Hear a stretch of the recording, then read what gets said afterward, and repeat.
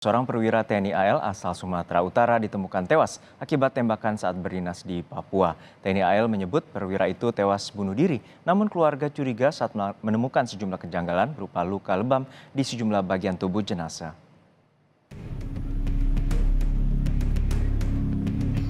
Seorang perwira pertama TNI Angkatan Laut bernama Letu Laut Kesehatan Dr. Eko Damara ditemukan tewas di Poskotis Satgas Mobile RI PNG Yonif 7 Marinir, Kabupaten Yahukimo, Papua Pegunungan pada 27 April 2024 lalu.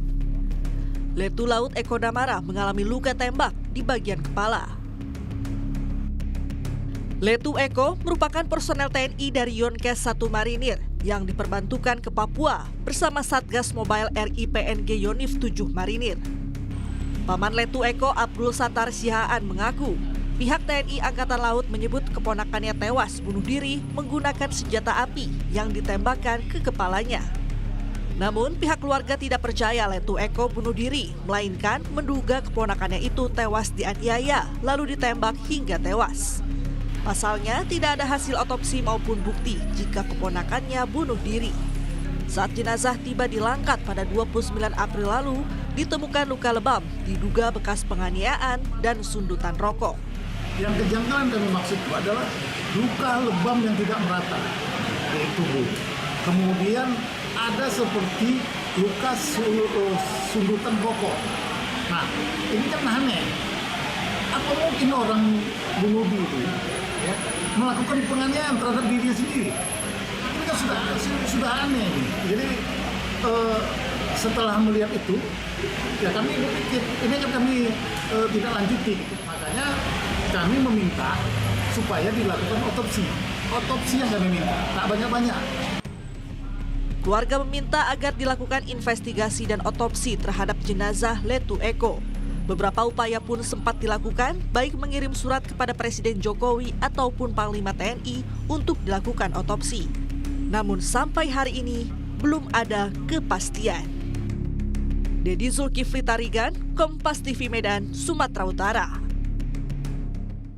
Lalu apa harapan keluarga terkait dengan kasus ini? Saat ini kita telah terhubung dengan salah satu kerabat korban yakni paman korban, Bapak Abdul Sattar Sihaan yang bergabung melalui sambungan Zoom. Selamat siang Bapak Abdul. Selamat siang, Pak. Ya Pak Abdul, kami turut berbelasungkawa atas peristiwa meninggalnya keponakan Bapak yaitu Dr. Eko Damara. Bapak, untuk saat ini seperti apa bisa diungkapkan terkait dengan temuan-temuan yang keluarga dapatkan pada saat penerimaan jenazah pada tanggal 29 April lalu dengan dugaan adanya sejumlah luka-luka yang tadi sempat diinformasikan? Jadi kronologisnya kira-kira seperti ini ya Pak ya. Bahwa pada tanggal 27 kita menerima informasi bahwa ponakan kita almarhum Letnan 1 Eko Damara dinyatakan tertembak. Ya, kemudian kita tanyakan penyebabnya, itu dikatakan nanti setelah sampai di rumah duka. Kemudian pada tanggal 29 ya Senin ya kita menerima jenazah sekitar pukul 3 petang ya. Nah, karena kita merasa curiga ya karena sebelumnya ada informasi bahwa almarhum bunuh diri karena depresi akibat malaria ya, dan yang kita memang tidak percaya itu ya, makanya kita buka ya setelah jenazah sampai di rumah duka kita buka ya, ternyata di bagian belakang punggung terdapat kejanggalan seperti luka memar ya yang tidak merata dan luka tidak merata dan ada seperti sundutan rokok gitu. Dan karena itu kami mengirim surat pada tanggal 2 Mei kepada Presiden Republik Indonesia. Kami sampaikan ke Presiden Republik Indonesia karena beliau adalah Panglima tertinggi TNI ya. Maka kami berharap setelah surat dibaca ya itu ada tindak lanjut gitu dari orang-orang yang pihak-pihak terkait seperti Panglima TNI ya, Kasal, polisi militer ya, termasuk marinir gitu. Itu yang maksud kami. Dan untuk memastikannya pada tanggal 8 Mei ya kami mendatangi langsung ke Puspom TNI ya menanyakan permohonan kami untuk dilakukan segera otopsi. Tetapi kita diarahkan eh, ke Pomal, Polisi Militer Angkatan Laut. Ya, di sana kita diarahkan lagi ke asisten Intel Kop Marinir. Di sana dijelaskan ya, kalau kami tidak salah waktu itu, tidak salah dengar, disebutkan almarhum meninggal ditemukan di ruang tidur gitu, kamar tidur. Ya, padahal sebelumnya disebutkan ditemukan di kamar mandi gitu. Ini juga jadi tanda tanya bagi kami, kenapa TKP bisa berubah? Apakah orang meninggal dunia bisa berpindah tempat? Ini kan jadi aneh gitu pertanyaan-pertanyaan ini. Kemudian kenapa permintaan kami yang sangat mendasar ya otopsi itu kok seperti dilambat-lambatin gitu ya, diulur-ulur gitu. Ya, maaf Pak Kenapa Abdul. tidak segera? Untuk Gitu. saat ini berarti pada saat jenazah dikirimkan, hasil data otopsi belum dilakukan atau seperti apa, Pak Abdul? Belum, belum. Mhm. Jadi kami cuma minta otopsi, bukan minta otopsi ulang, karena memang otopsi setahu kami belum ada gitu. Gitu, Pak. Untuk pada saat penerimaan jenazah pada 29 April, lalu keluarga kemudian membuka kafan dan juga mengkafani ulang, menemukan sejumlah temuan dan saat temuan itu juga langsung diberikan, misalnya foto-foto atau bukti-bukti yang Bapak temukan atau keluarga temukan lalu diserahkan juga ke pihak Puspom. Waktu ke Puspom TNI ya, bukti-bukti foto sudah kami serahkan ya. Begitu juga ke Pomal, kami sudah serahkan. Bukti-bukti itu sudah kami serahkan ya. Tapi termasuk juga ke asisten Intel, tapi kan mereka kan sebenarnya kan sudah dapat mungkin dari apa namanya surat yang kita kirimkan ya. Nah, yang kami kecewanya seharusnya kalau ada orang mati ya tertembak itu kan tidak perlu kami memohon untuk dilakukan otopsi ya. Seharusnya pada saat diketahui ya itu harus dilakukan oleh TKP otopsi ya, termasuk uji balistik karena ini kan menyangkut senjata api ya. Senjata siapa itu yang digunakan, apa jenis senjatanya, ini kan harusnya harus apa namanya diungkap gitu. Dan siapa yang berhak menyatakan almarhum meninggal dunia karena bunuh diri, seharusnya itu kan dilakukan oleh orang yang berkompeten di bidangnya, misalnya dokter forensik ya, bukan orang yang tidak berkompeten seenaknya ya itu mengatakan mati bunuh diri gitu. Ini kan harus dilakukan ya penelitian gitu. Jadi kalau orang dinyatakan mati bunuh diri, oke, itu asumsi ya, dugaan sementara atau hipotesa, dan tidak boleh disimpulkan sebelum ada pembuktian secara ilmiah, secara kedokteran, misalnya otopsi. Baik. Tapi ini sudah disimpulkan ya almarhum meninggal bunuh diri. Ini kan menyedihkan gitu ya. Baik, Orang saat ini difonis berarti belum dilakukan dalam posisi pembuktian. saat ini keluarga tidak mengetahui jenis senjata apa dan punya siapa sehingga terjadi kematian yang menyebabkan korban meninggal pada tanggal 27 April lalu. Seperti itu, Pak. Betul, betul, benar.